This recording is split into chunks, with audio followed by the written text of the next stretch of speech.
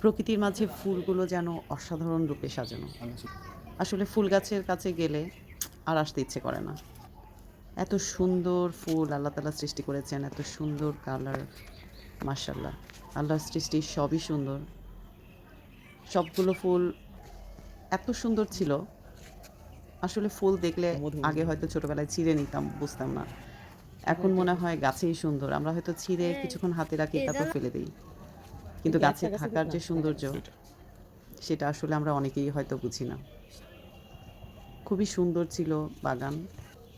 এই বাগানে ঘন্টার পর ঘন্টা ইচ্ছে করলে কাটিয়ে দেওয়ার মতো। গাছের কাছে গেলেও তাই।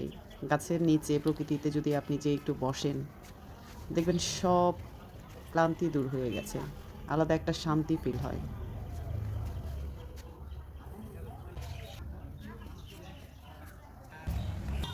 এই রংটা রংটা